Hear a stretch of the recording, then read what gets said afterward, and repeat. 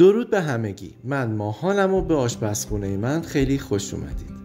امروز میخوام فقط با 3 قلم مواد یه بندری خیلی راحت و خوشمزه درست کنم.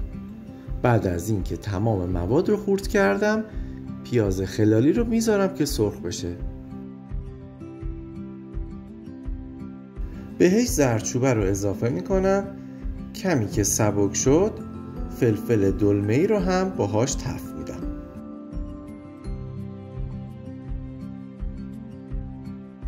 حالا سوسیس ها رو اضافه میکنم. یه همه ریز میزنم. ادویه ها و طرخون خشک رو اضافه میکنم و هم میزنم.